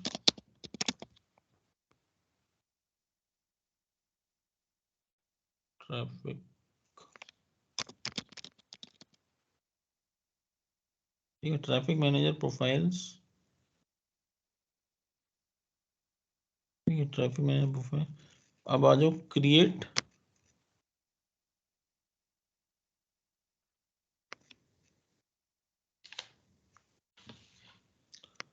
ठीक है, क्रिएट में मैंने नाम दे दिया माय फर्स्ट ट्रैफिक मैनेजर। देखो राउटिंग मेथड क्या कह रहा है, अच्छा ये ऑलरेडी एग्जिस्ट कर रही है नाम, तो मैं कह देता हूँ माय नॉट फर्स्ट, ये तो नहीं होगा, हाँ ठीक है, तो मैंने ये नाम दे दिया इसे, ठीक है। अब देखो यहाँ पे क्या कह रहा है, ये बता पूछ रहे हैं ना, आप जब डिप्लॉय करने जा रहे हो ट्रैफिक मैनेजर, तो वो कितने टाइप के उसने कहा routing method, performance, weightage, priority, geographic, multi value and subnet, ठीक है। तो ये क्या है, राउटिंग मेथड है, तो मैंने क्या बोला कि depending on the routing method used while deploying the traffic manager the query will be routed to the end point, है ना। जो राउटिंग मेथड यूज हो रहा है उसके बेसिस पे वो डिसाइड करेगा कि कौन से एंड पॉइंट में भेजना है। तो एक एक करके हम लोग कर लेते हैं। प्रायोरिटी अगर मैं सेलेक्ट कर रहा हूं तो जो प्रायोरिटी है मैं P1 और P2 दे सकता हूं, लाइक मैंने इसे P1 प्रायोरिटी दे दी और इसे P2 they the virtual machine. जब मैंने वर्चुअल मशीन 1 को ऐड किया तो P1 दे दी, और जब वर्चुअल मशीन 2 को ऐड किया ट्रैफिक मैनेजर में तो P2 दे दी, ठीक है। तो अभी तो मैं क्रिएट करूंगा, मैं यहाँ पे प्रायोरिटी बेस्ड में ले लूंगा यहाँ पे, और कुछ नहीं, सब्सक्रिप्शन 1 रिसोर्स ग्रुप मेरे को किसी में डालना है, मान लो मैंने इसमें डाल दिया, ठीक है, मैंने कर दिया क्रिएट। तो जब मैं ऐड करूंगा ना तो वही ऑप्शन आएंगे जो प्रायोरिटी में चाहिए, मतलब वर्चुअल मशीन जब ऐड करूंगा तो प्रायोरिटी पूछेगा, तो मैं उसे डाल दूंगा P1, दूसरी ऐड करूंगा तो P2 डाल दूंगा। इसका मतलब ये है कि जब मैं यूजर जो मेरा लगविन.com करेगा, डीएनएस के पास जाएगा, डीएनएस ट्रैफिक मैनेजर की पब्लिक आईपी पे ऐड करेगा, ट्रैफिक मैनेजर देखेगा कौन सा राउटिंग मेथड यूज है, वो कहेगा प्रायोरिटी है, वो देखेगा प्रायोरिटी P1 किसे है, वो कहेगा VM1 को है, तो वो कहाँ पे राउट कर देगा, मेरे रिक्वेस्ट को VM1 पे राउट कर देगा, ठीक है। जितनी भी रिक्वेस्ट आएंगी वो VM1 पे राउट होती जाएंगी, 1 पे राउट होती जाएंगी, 1 पे राउट होती जाएंगी। केवल उस केस में जब मेरी वर्चुअल मशीन V1 ये डाउन है, केवल उस केस में मेरा जो रिक्वेस्ट है वो जाएगा वर्चुअल मशीन 2 पे, ठीक है। ये है प्रायोरिटी, ठीक, इसमें कोई डाउट वाली बात है नहीं। दूसरा है performance. Performance based method basically होता है लेटेंसी। परफॉर्मेंस बेस्ड काम करता है लेटेंसी पे।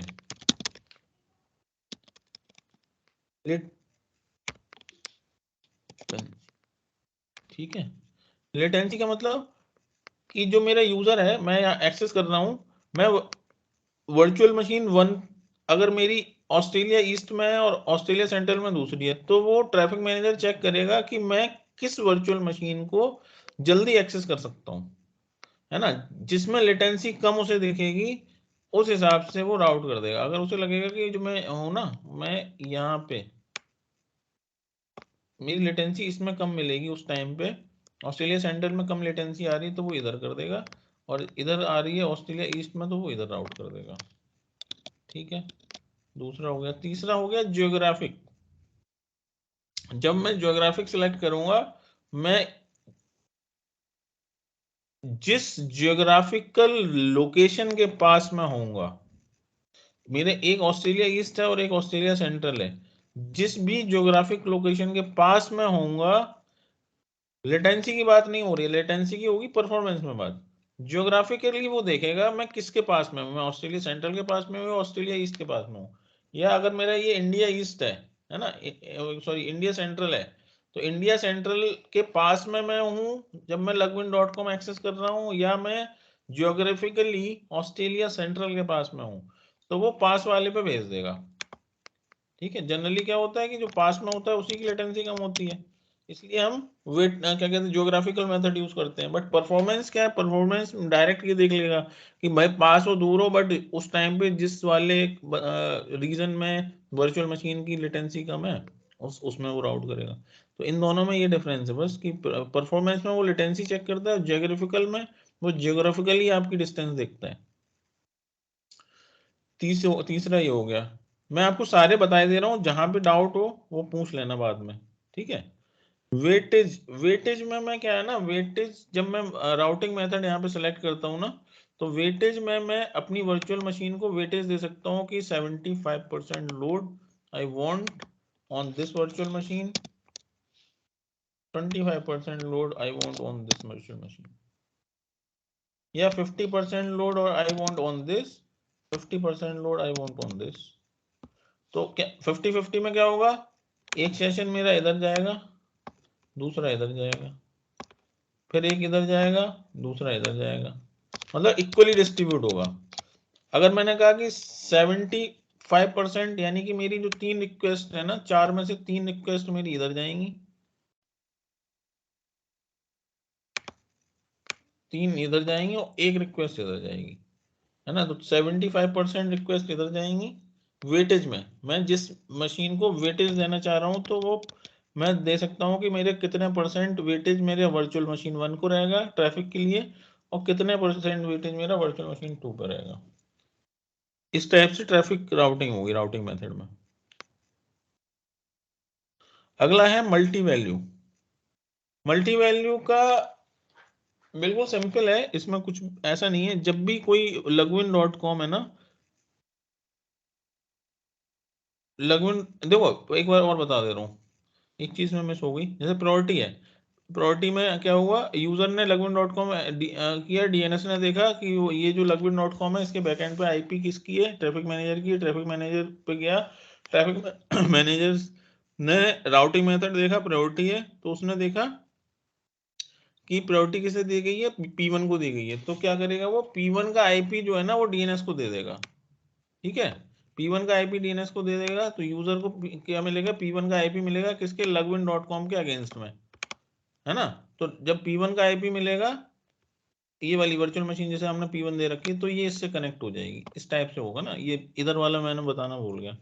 सिमिलरली परफॉर्मेंस में जब यहाँ क्वेरी आएगी, तो ट्रैफिक मैनेजर देखेगा परफॉर्मेंस के हिसाब से लेटेंसी मेरी वर्चुअल मशीन 2 की कम है ना, तो 2 की लेस है, तो 2 की आईपी उठाएगा वो ट्रैफिक मैनेजर और डीएनएस को दे देगा। डीएनएस क्या करे, डीएनएस क्या करेगा, यूजर को लगविन.com के अगेंस्ट में ट्रैफिक मैनेजर इसकी आईपी मिल जाएगी, तो ये इससे कनेक्ट हो जाएगा डायरेक्ट। इस टाइप से होगा। ठीक है, अब क्या मल्टी वैल्यू पे आते हैं। मल्टी वैल्यू में जब ये login.com एक्सेस करेगा, आपका राउटिंग मेथड मल्टी वैल्यू है, ट्रैफिक मैनेजर क्या करेगा, दोनों की आईपी उठा के यूजर को दे देगा। यूजर किसी भी पे भी कनेक्ट हो जाएगा, इधर भी कनेक्ट हो सकता है, वो इधर भी कनेक्ट होगा, कोई ऐसा स्पेसिफिक रूल नहीं है। बट हाँ, अगर कोई एक वर्चुअल मशीन डाउन हो रही है तो वो दोबारा रिक्वेस्ट नहीं भेजेगा, ठीक है, दोबारा नहीं भेजेगा भाई कि यार ये डाउन हो गई, उसके बाद ऑलरेडी दूसरी आईपी है, वो दूसरी मशीन से कनेक्ट हो जाएगा। सबनेट, सबनेट जब मेथड सिलेक्ट करते हैं तो सबनेट, मान लो मेरे पास 3 सबनेट है, ये अलग अलग सबनेट है, एक सबनेट ये है, ठीक है, एक सबनेट ये है, एक सबनेट ये है, तो I am having the option that I can configure that subnet, इस वाले सबनेट से, सबनेट 1 से जो ट्रैफिक मेरा आ रहा है, रिक्वेस्ट आ रही है, वो मेरी वर्चुअल मशीन 1 से कनेक्ट हो, जो ये वाले सबनेट 2 से जो रिक्वेस्ट आ रही है वो मेरी वर्चुअल मशीन 2 से कनेक्ट हो, सॉरी, और 3 से आ रही है मेरी फिर से वर्चुअल मशीन। तो सबनेट लेवल पे हम डिसाइड कर सकते हैं कि जो मेरा इनकमिंग रिक्वेस्ट है वो कौन से एंड पॉइंट पे कनेक्ट होनी चाहिए, वो ट्रैफिक मैनेजर में आप शेड्यूल कर सकते हो। ये 6 तरह के राउटिंग मेथड होते हैं जो ट्रैफिक मैनेजर यूज करता है to select best end point. इसमें आप बताओ कौन सा वाला मैं दोबारा बताऊं या कौन से में क्या डाउट है?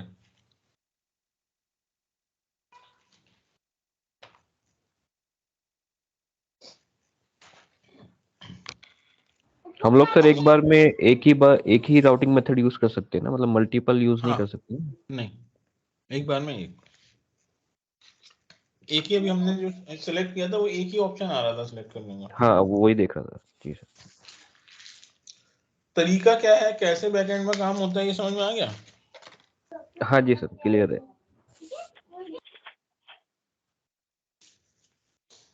ठीक है, तो इसे ना एक काम करते हैं, देखो मैं आपको बताता हूँ। ट्रैफिक मैनेजर हमने क्रिएट कर लिया, ट्रैफिक मैनेजर पे जाओ,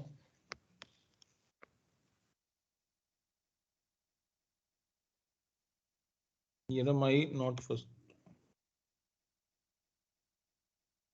अब इसमें कुछ नहीं बचा, इसमें केवल, अच्छा, वर्चुअल मशीन बनानी पड़ेगी और वर्चुअल मशीन को ऐड करना पड़ेगा, ठीक है। इसमें जाओगे कॉन्फ़िगरेशन में, है ना, एक मिनट रुको, एंड पॉइंट में जाओ, कॉन्फ़िगरेशन तो सेट है ही, एंड पॉइंट में हमें क्या करना है, ऐड करना है, ठीक है।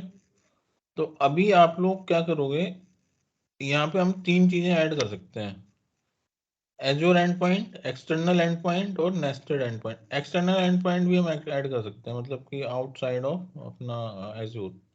तो अभी हम क्या करेंगे, एजोर एंड पॉइंट ऐड करेंगे, नाम हम दे देंगे, लाइक हमने दे दिया एंड पॉइंट 1, ठीक है। टारगेट रिसोर्स है मेरा क्लाउड सर्वर आईपी एड्रेस। अभी क्या है ना, वर्चुअल मशीन बनी नहीं है यार कोई, क्लाउड सर्विस में देखो अलग अलग सर्विस आएगी, वर्चुअल मशीन बनानी। आप लोग एक काम करो, मैं करके दिखाऊं प्रैक्टिकल, या बता दूं, आप करके एक बार देखोगे, कोई डाउट आएगा तो हम लोग फिर उस पर कर लेंगे। देखो, वर्चुअल मशीन बनाना पड़ेगा, आईएएस रोल इंस्टॉल करना पड़ेगा, और कुछ नहीं करना है, यहाँ पे जाके पब्लिक, ये क्या कहते हैं, हाँ, पब्लिक आईपी एड्रेस, और यहाँ पे जाके आप जो वर्चुअल मशीन बनाओगे ना, वर्चुअल मशीन 1 और वर्चुअल मशीन 2 दिखाई देगी। तो एक बार वर्चुअल मशीन 1 करना, प्रायोरिटी P1 रखना और ओके कर देना, फिर दोबारा से ऐड करना है, यहाँ पे दूसरी ऐड कर देना, ठीक है।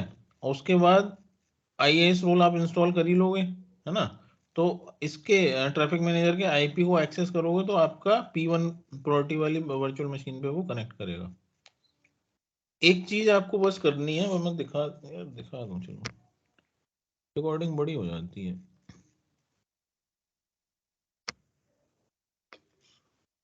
वर्चुअल मशीन एक एंड पॉइंट बना लेते हैं ना, अपना वर्चुअल मशीन बना लेते हैं।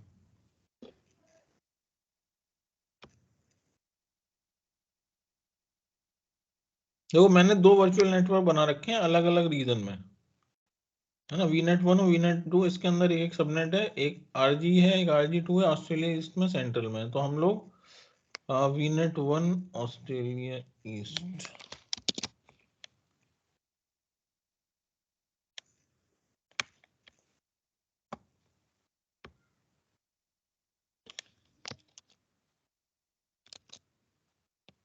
एक मैं वर्चुअल मशीन इसमें बनाऊंगा, एक वर्चुअल मशीन 2 में बनाऊंगा, ठीक है।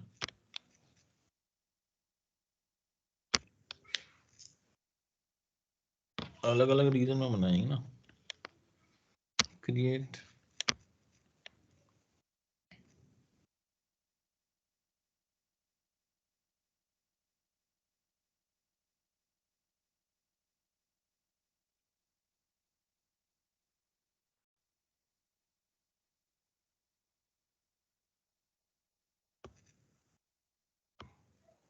RG में बनाऊंगा एक, मैं डाल देता हूँ VM01, ठीक है। ये RG मेरा था VNet 1 ऑस्ट्रेलिया ईस्ट में, ऑस्ट्रेलिया ईस्ट, इसे मैं कर देता हूँ 19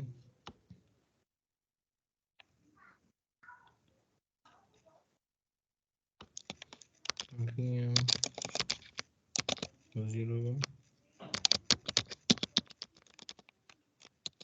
सिस्टम पे आप में कोई है?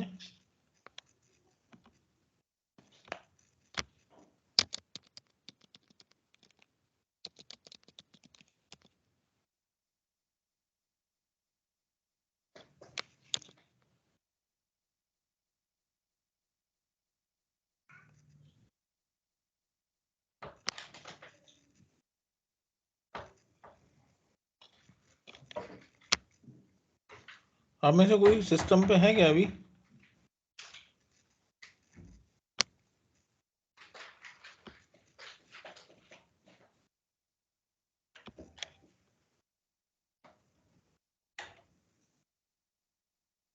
मेरी आवाज आ रही है क्या?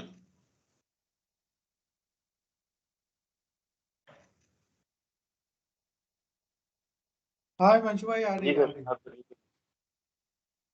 आप लोग बोर हो गए क्या आज? क्लोज करेंगे लेक्चर? नहीं नहीं, तो मैं पूछ रहा हूँ सिस्टम पे कोई है क्या आज? सिस्टम से आप लोग में कोई ज्वाइन बात में ओपन।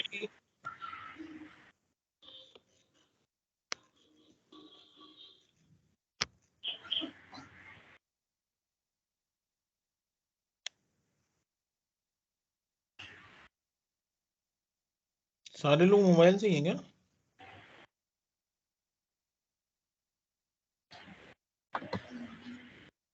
मैं हूँ सिस्टम पे, लेकिन ये मेरा लैपटॉप पुराना है ना हिमांशु भाई, तो वो हैंग करने लगता है, तो इसलिए मैं नहीं करता हूँ। सब कुछ बंद करने के बाद ही वो चलता है, एस रोल इंस्टॉल हो पाता है। ये लो कॉन्फ़िगरेशन का है ना मेरा।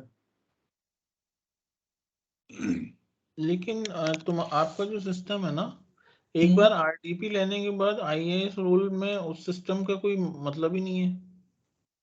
नहीं, कभी कभी कंप्लीट नहीं हो पाता है, वो रुक जाता है वहीं पे, ये है problem। आप हमको दे दो, मैं कोशिश करूंगा, क्योंकि ये जो मैं टीम्स ही इस पे कनेक्ट करता हूँ, बड़ी मुश्किल में कनेक्ट होता है। तो आपके बाकी प्रैक्टिकल आप कैसे करते हो फिर? इसी पे ही करते हैं। प्रैक्टिकल आपने करे हैं ना सारे? हाँ, वर्चुअल मशीन में उस पे अपना ऑफिस वाले लैपटॉप से पे अजूर पे बनाता हूँ, फिर इस पे करता हूँ एक एक करके। ये है प्रॉब्लम, उस समय इस पे कुछ भी नहीं चलता, खाली RDP ही ले लेता हूँ। VM0 चलो मैं ही कर दूंगा VM02। बट आप लोग ना ट्राई किया करो कि सिस्टम से करो, क्योंकि उसमें ज़्यादा क्लियरिटी रहती है। फ़ोन में कैसे आपको समझ में आएगा? पूरा कम दिखाई देगा, छोटा दिखाई देगा।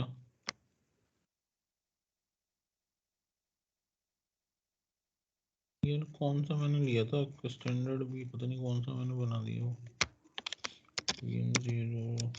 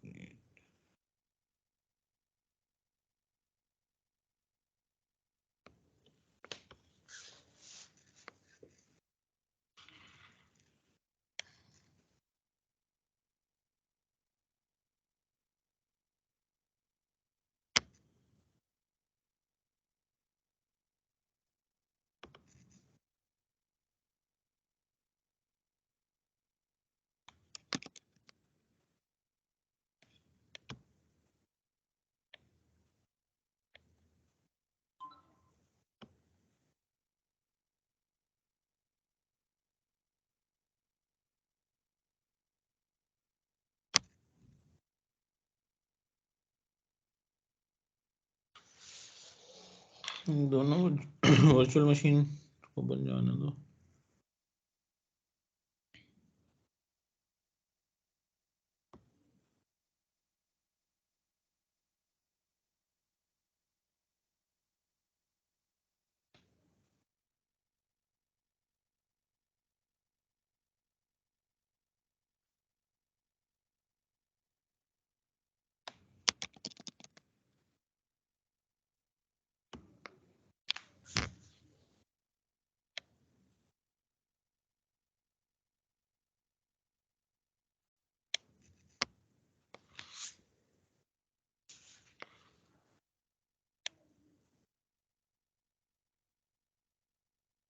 ठीक है, ये मेरी रनिंग है, ये मेरी अभी क्रिएट हो रही है। इसको जब तक आरडीपी करके ना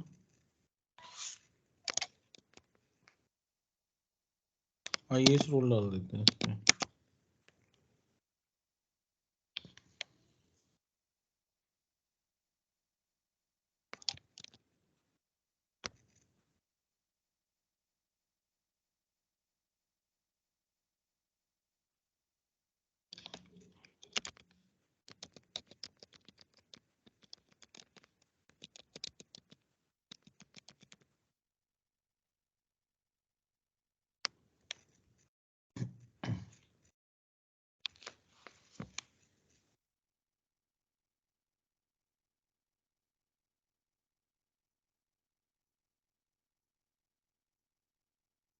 इसका ना केवल जितना मैंने अभी कराया उतना कर लेना, सारे राउटिंग मेथड से प्रैक्टिकल करने की जरूरत नहीं है। केवल आपको ये पता होना चाहिए कि ये राउटिंग मेथड यूज होते हैं, और राउटिंग मेथड यूज होते हैं तो उसमें होता क्या है मेथड में। ठीक है, टाइम बर्बाद करनी है।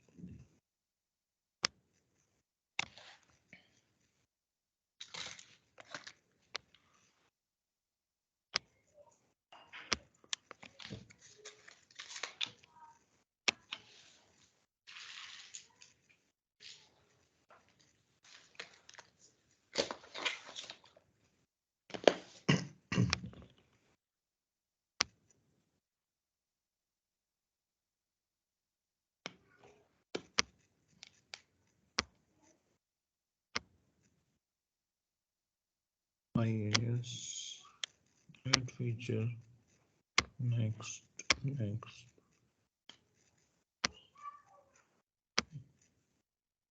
इंस्टॉल। ठीक है, इसे इंस्टॉल होने दो, इसमें दूसरा दिक्कत बनी कि नहीं बनी हुई। अब बन गई।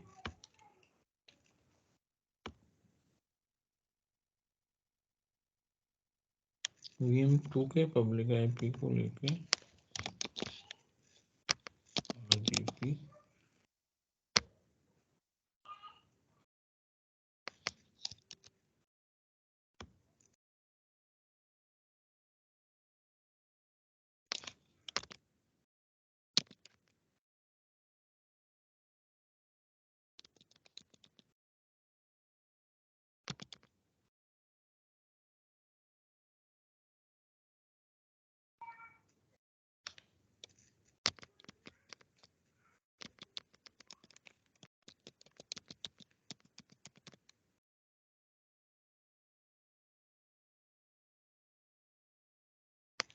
क्या हो गया यार, पासवर्ड दूसरा डाल दिया मैंने।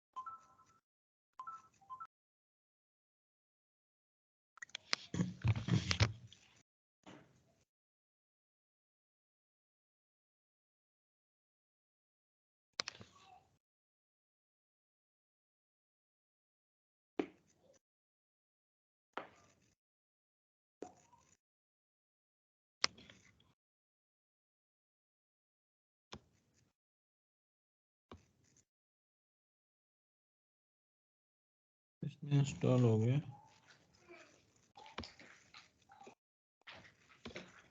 ऐसे कर देता हूँ मैं, जाके P1 डाल देता हूँ, ऐसे P1 रख लूँगा।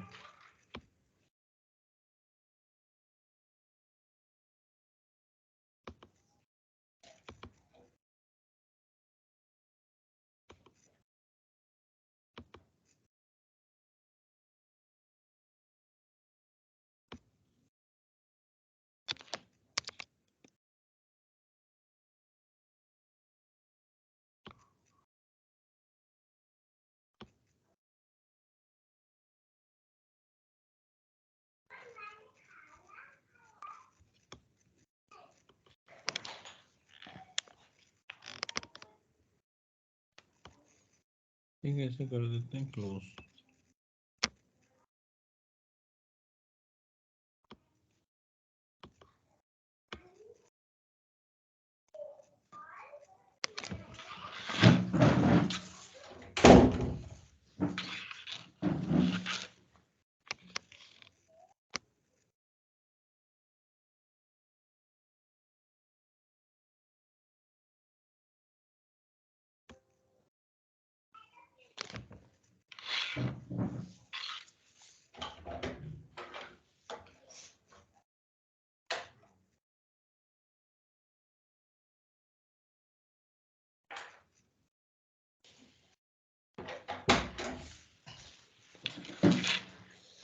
इसमें ऐड कर लो, ऐड रोल एंड फीचर्स।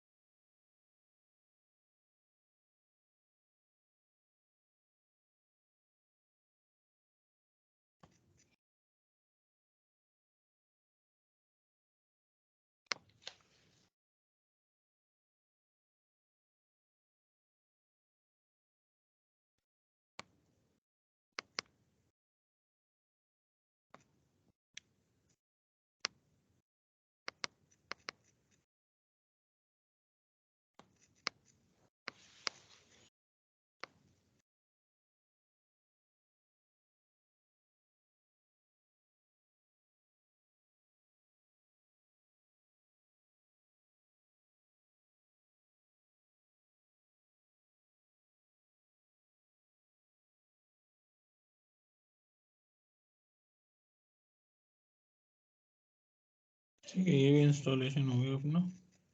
अब क्या करेंगे, अब ट्रैफिक मैनेजर में इन दोनों को ऐड कर देंगे। ट्रैफिक अच्छा,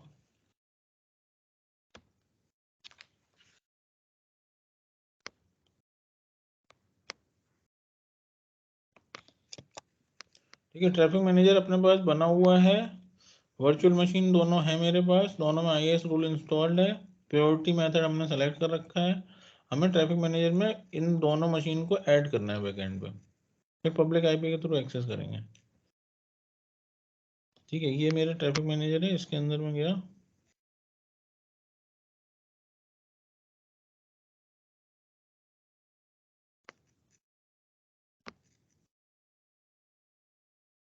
एंड पॉइंट में गया,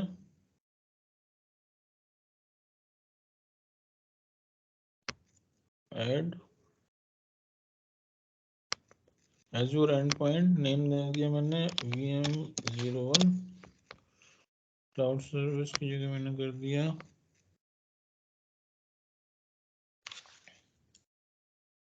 public IP public IP address कोई आ रहा है VM1 मैं यहाँ सेलेक्ट करूंगा, लेकिन देखो यहाँ पे ये सेलेक्ट नहीं हुआ अभी। स्क्रीन नो आपकी हैंग कर गई है। हैंग कर रही है, हाँ मेरे को जी दोबारा वही कर। एंड पॉइंट तक कर रहा है, उसके बाद नहीं कर रहा। अच्छा दोबारा शेयर करता हूँ रुको।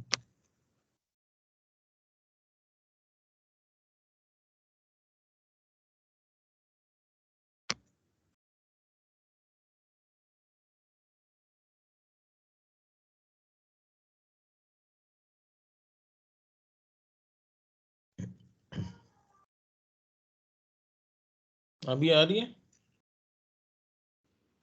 हाँ जी अभी आ गया। अभी हैंग तो नहीं है? नहीं। ठीक है, तो एजोर एंड पॉइंट लिया मैंने, VM01 डाला, पब्लिक आईपी एड्रेस, यहाँ पे देखो ना, यहाँ लिखा है can not be associated with the traffic manager and point, ये ऐड नहीं हो पाएंगे यहाँ पे। दोनों के दोनों बोल रहा है। VM01 में सेलेक्ट कर रहा हूँ तो कह रहा है no DNS name is configured. देखो ये एक्चुअली क्या है, DNS बेस्ड लोड बैलेंसर है ना ट्रैफिक मैनेजर। तो इसका ना जो वर्चुअल मशीन हमने क्रिएट करी है उनको हमें DNS नेम देना पड़ेगा। मैं आपको ऑलरेडी बता चुका हूँ कैसे देते हैं, एक बार फिर से देख लो। वर्चुअल मशीन 01 में जाऊंगा मैं, यहाँ पे DNS नेम का ऑप्शन आ रहा है ना। अभी आएगा, ये टेस्ट मशीन में ये दिक्कत रहती है।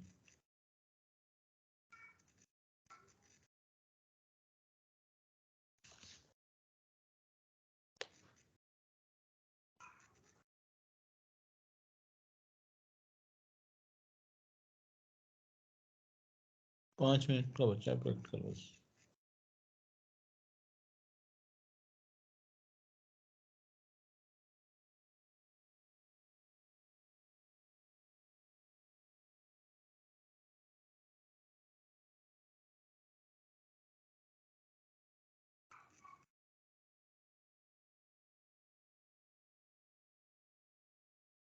कोई बता सकता है DNS नेम को हम कैसे डालेंगे वर्चुअल मशीन में? मैंने आपको IP से एक्सेस करना फिर URL से भी एक्सेस करना दिखाया था ना वर्चुअल मशीन को। एक वर्चुअल मशीन में अगर मैं कोई URL देना चाहूँ तो मैं दे सकता हूँ, DNS नेम देना चाहूँ। ये किसी को वर्चुअल याद है? मशीन में DNS कॉन्फ़िगर का ऑप्शन आएगा ना। हाँ DNS नेम के नीचे आएगा, उस पर हाँ क्लिक करके उसमें नेम दे दोगे बस। करेक्ट। ये जो ओवरव्यू नहीं, ये खुल नहीं रहा है ना, जो ये अभी ओपन हुआ था।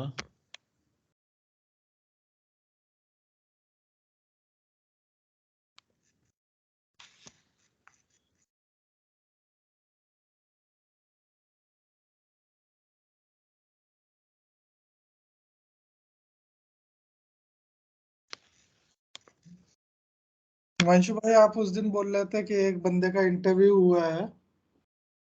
हाँ इसके बाद बात करेंगे रिकॉर्डिंग के बाद। हाँ भाई।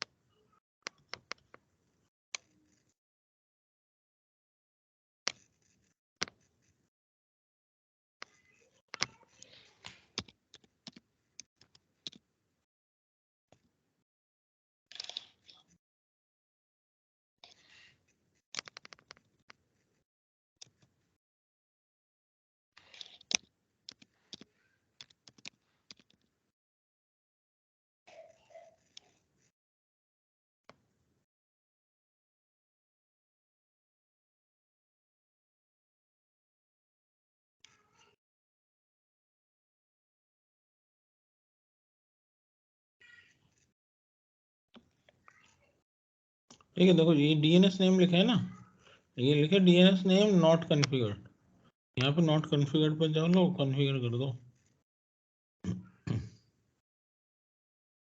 यहाँ पे बस डीएनएस नेम का लेबल दे दो myVM01 myVM01, ठीक है, ऐसे कर दो सेव।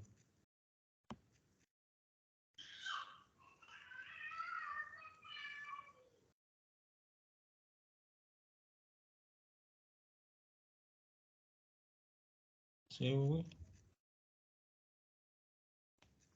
जो इस आईपी से भी आप एक्सेस कर सकते हो, और ये वाला डालोगे ना तब भी आप एक्सेस कर फिर से पाओगे। रुक गए।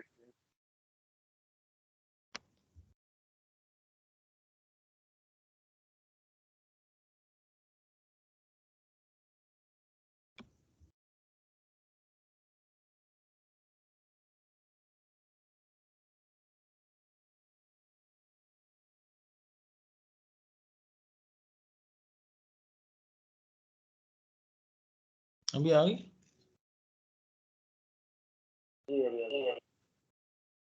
आ गई ना?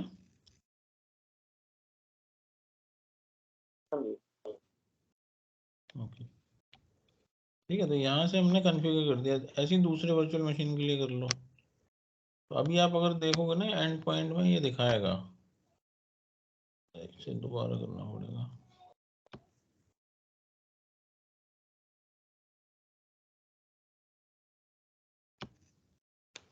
ऐड 01 IP, ठीक है। देखो कैन बी ऐसे, अभी VM1 आ गया, VM2 नहीं आ रहा है ना। VM1 can be associated, P1 दे दिया, ऐसे कर दिया ऐड। P2 ऐसे और है ना, VM02 को भी हम कॉन्फ़िगर कर देते हैं।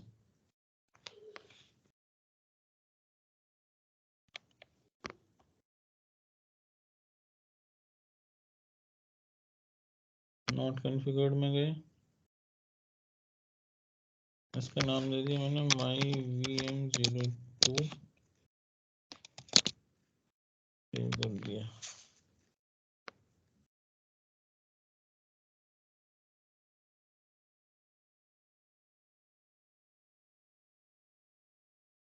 तो आईपी से भी आप एक्सेस कर सकते हो, और जो आपने डीएनएस नेम है ना, इससे भी एक्सेस कर सकते हो, ठीक है, ये भी चलेगी।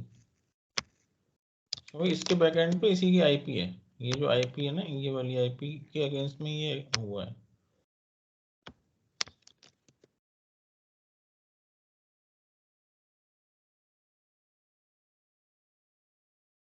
चलो,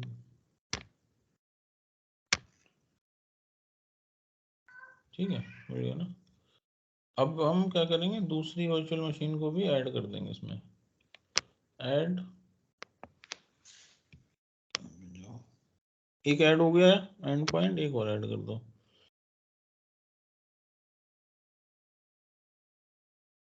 VM02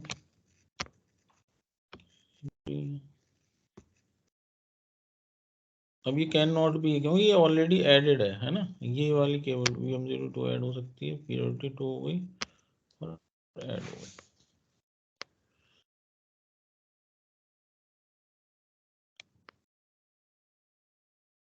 ठीक है, अभी हमने क्या किया है, हमने ट्रैफिक मैनेजर को कहीं पीछे यहाँ पे वो नहीं बनाया है ना, रिकॉर्ड यहाँ पे ऐड नहीं किया कहीं।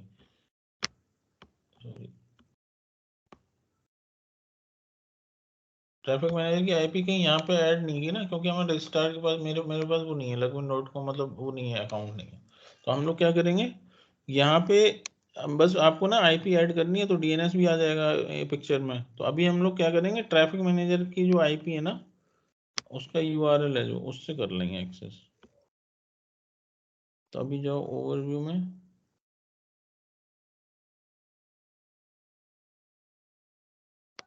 ठीक है, ट्रैफिक मैनेजर का जो ये है ना, यूजर नेम, ओ सॉरी डीएनएस नेम। अब ये जब मैं रन कराऊंगा तो क्या खुलना चाहिए आपके हिसाब से यहाँ पे, ये जब मैं एंटर करूंगा तो क्या खुले, ओपन होगा? प्रायोरिटी 1 पे दी होगा। हाँ, प्रायोरिटी 1 वाली वर्चुअल मशीन ओपन होगी वेबसाइट।